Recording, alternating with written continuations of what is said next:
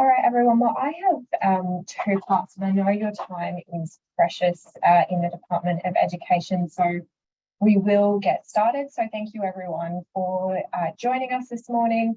My name's Spink, and I'm the Assistant Secretary of Together. So thank you once again for making the time in what I know is a very busy day for all of you. So we will try to keep this session to half an hour because we do know that your time is precious. We do have a lot to cover, but hopefully we will be able to get through all of the content. And once we do get to the end of the presentation, there will be an opportunity for you, if there are any questions that you have, to get in contact with myself and our education team. We do have the Q&A function as part of this Zoom as well. So if you do have any questions, please pop them in the Q&A function. If we can't get to them, we will follow up with you afterwards as well. So before we get into the meeting in earnest, I would of course like to acknowledge the traditional owners of the lands on which we're all meeting today. For me in South Brisbane, that's the Turrbal and Yagara people, and I'd also like to pay my respects to elders past, present and emerging, and any Aboriginal and Torres Strait Islander people that we have joining us for today's meeting. What I'm hoping to cover today in our bargaining update is to give you a general overview of bargaining. For some people, this may be the first time you've been part of this process. For others, this is old hat to you, but always a good opportunity at the start of a bargaining cycle to reassess where we're at and look to the next steps as well. Also would like to give you a negotiation update because negotiations have commenced for the Department of Education EB, talk about our campaign, and then also talk about next steps. So in terms of collective bargaining, as I said, for some of you, this may be a brand new process. You might be new to either the Department of Education or potentially state government generally. But I know for some of you who have joined us today, this might be your fourth or fifth or sixth collective bargain, which is great to have that level of experience as well amongst our membership. And I know we have some potential members joining us today as well. One thing that I think it is really worthwhile making note of is that this is only the second time that the standalone Department of Education EB has been renegotiated. So without going through the entire long history of seeking to get a Department of Education EB, in 2018, our members were successful in carving the Department of Education away from what is known as the core EB. So you do have a very specific focus on the issues within your department, which of course many of them are similar across the public service, but a lot of them are very specific to the Department of Education as well. And the really good thing about having your own EB means that you can really fight for the things that make a difference to you. You do make the decisions about what happens in terms of the membership in your department. And you have a really great opportunity to really control the outcomes of your bargain when you do have a standalone EB for your very own department. So I think that's something really, we should definitely make note of that, because while it has been a little while, it feels like it's probably a little while, particularly for our delegates who were part of the bargaining process last time around. This is only the second time that we are renegotiating the Department of Education EB.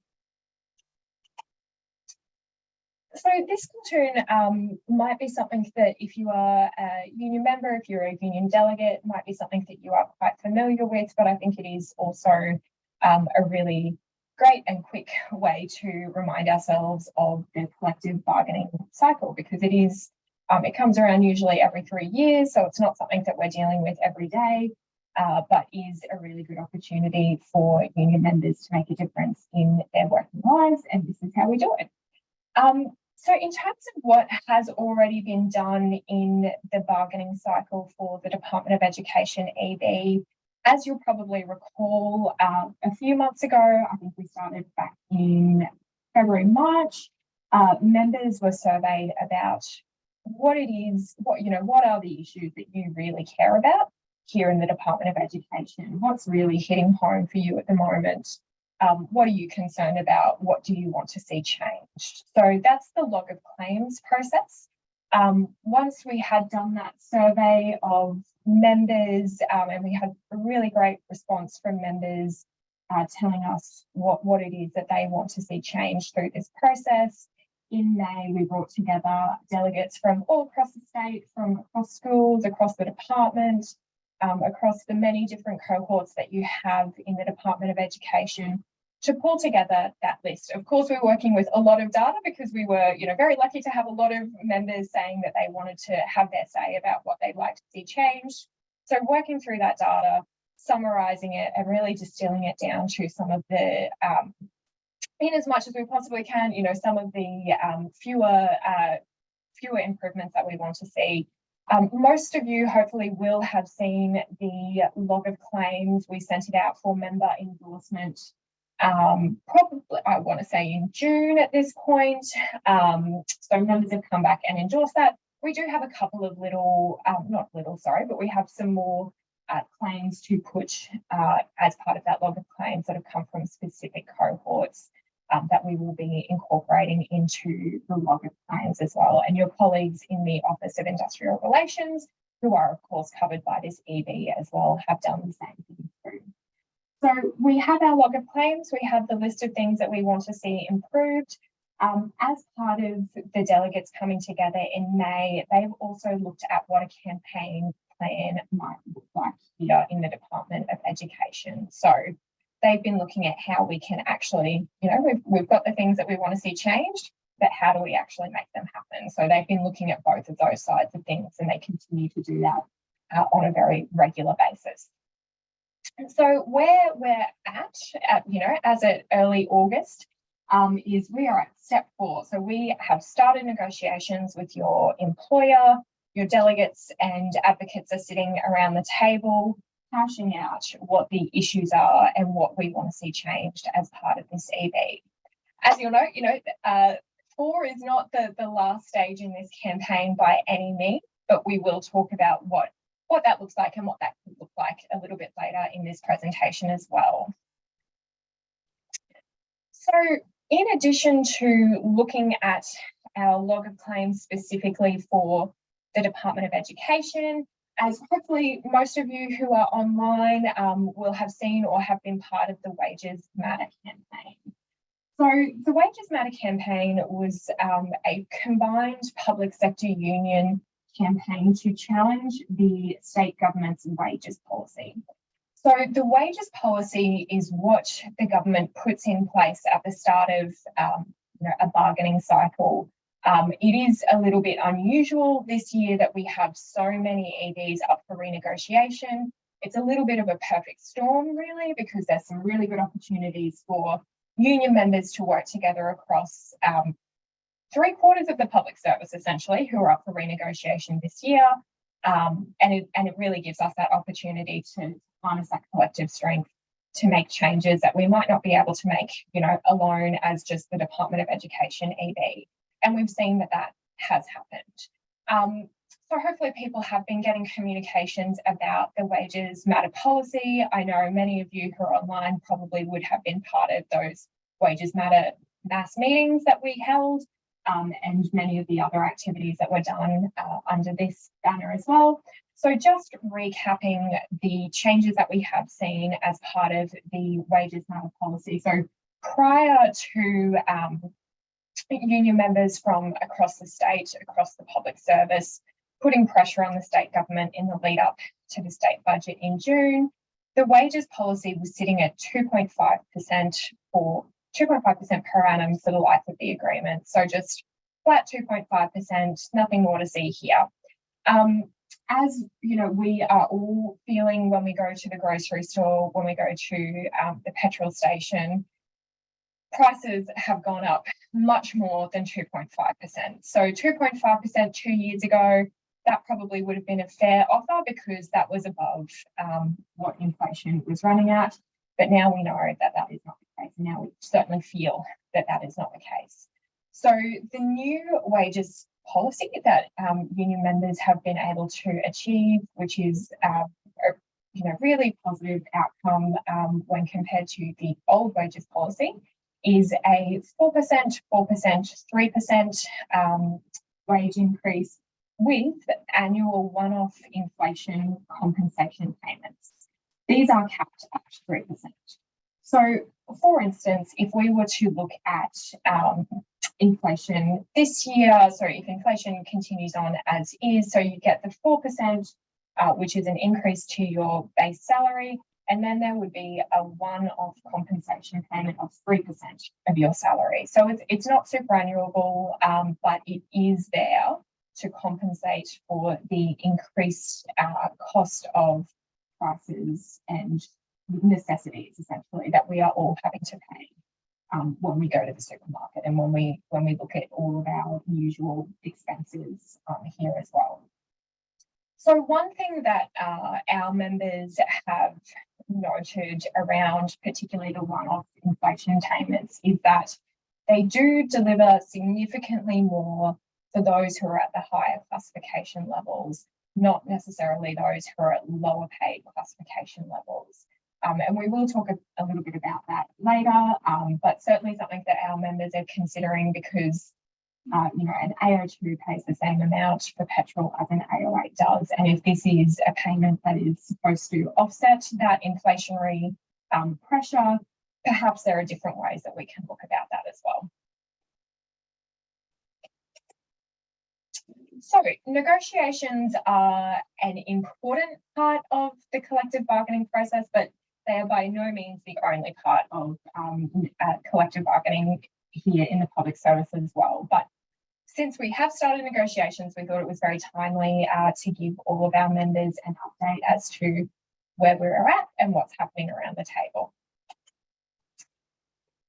So the current structure for negotiations is that the single bargaining unit, which is made up of union representatives, so we have delegates from across a range of different cohorts across the state as well, coming together to be part of negotiations. We also have an advocate, myself. We're sitting around the table as well, supporting union delegates through those processes.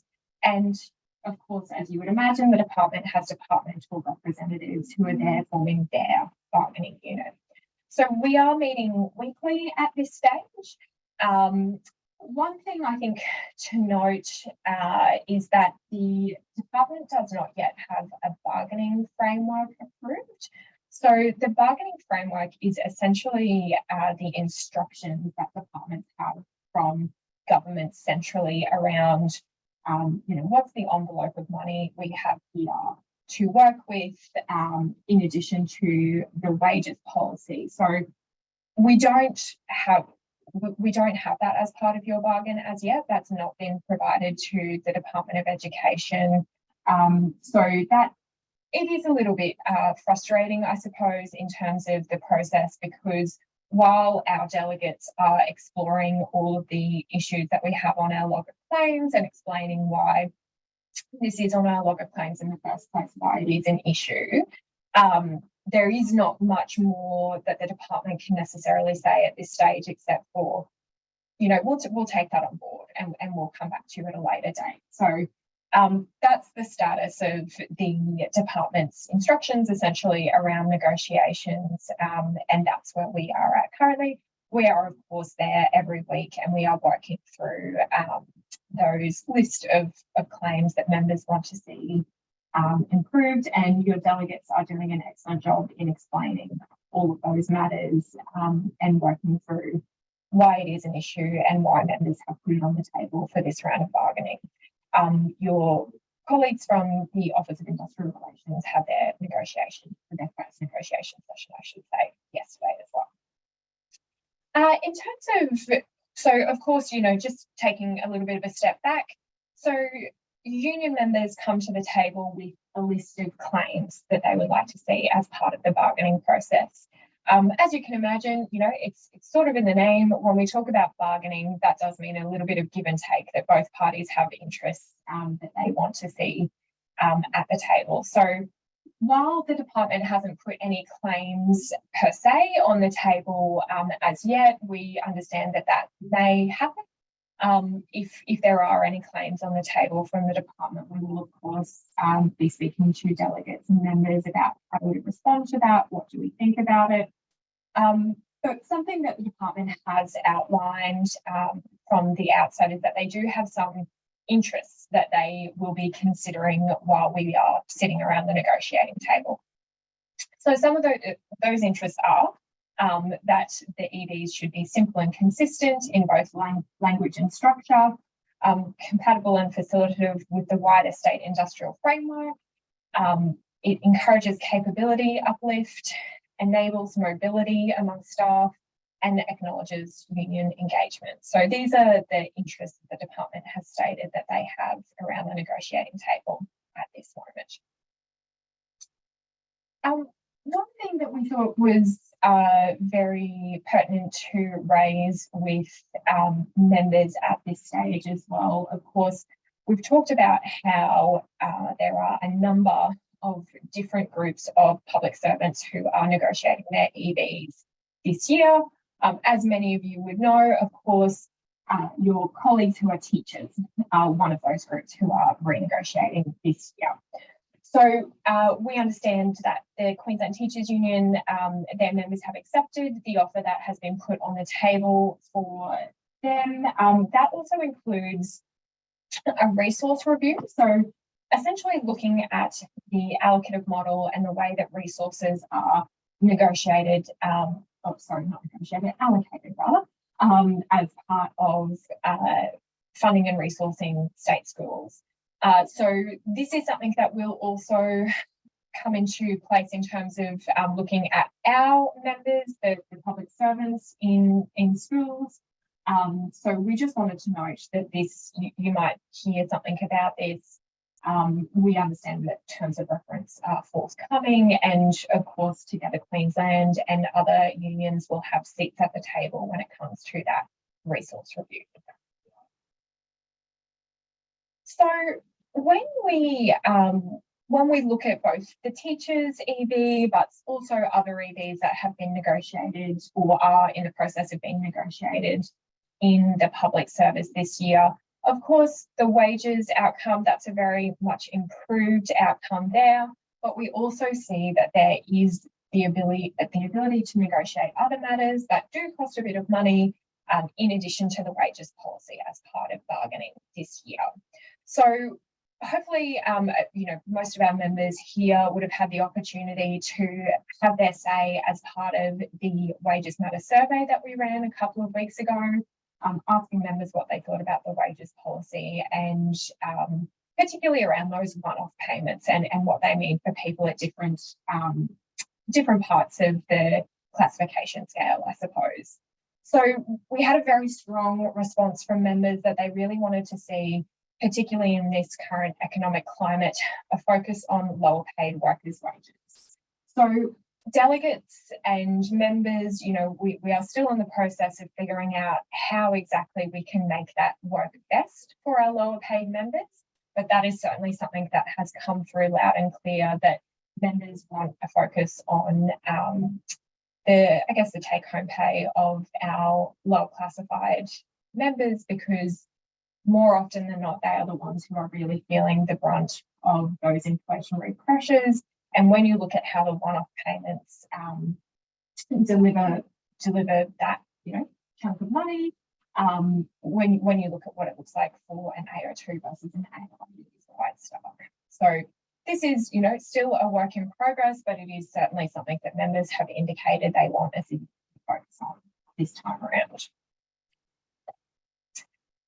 So we've talked a lot about negotiations, and of course negotiations are a very significant part of the bargaining cycle, but we also know, and we've probably got some delegates online who have been part of negotiations previously, who can attest to the fact that even if you have the best negotiators, if you have the strongest arguments, if it just makes sense, if it is just fair, you can still have employers saying no to your claims. And unfortunately, sometimes it is more often than not, we see employers saying no to things that make perfect sense to us, that are perfectly reasonable, that are perfectly fair.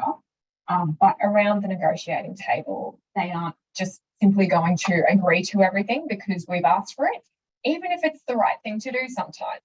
So it is a very important part of the bargaining cycle, and one that there will be a lot of time and effort by delegates and other union representatives around that negotiating table. But we also know, history shows us that it's not always things that happen at the table that make the real difference to members' working lives. This is why we want to talk about our campaign today as well, of course, which I know many of you who are online will have been part of this in some way, shape or form. Certainly, I'm sure a lot of you who are online were part of the campaign in the last bargaining round as well. And of course, a photo of some of your colleagues from state schools who did take part in some significant action last time around.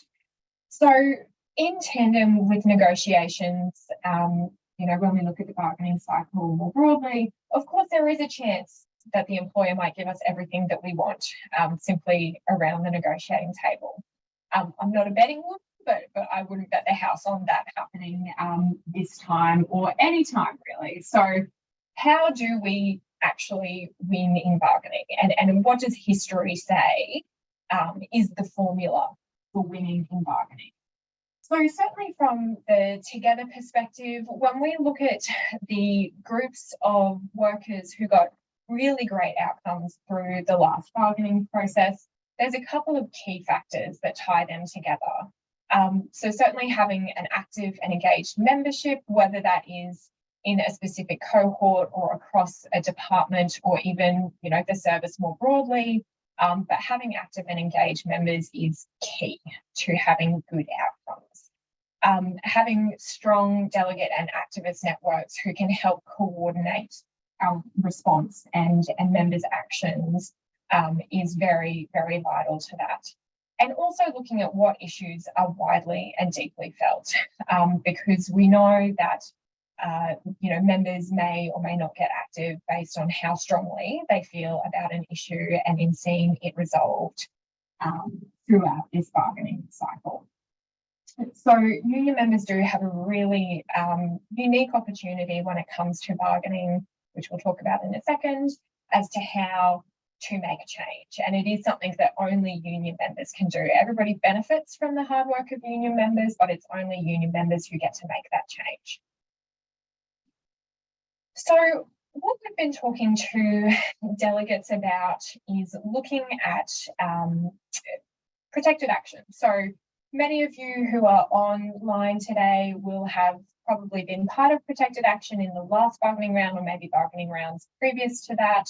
But it is a very, unique way that union members get to have access to protected industrial action to,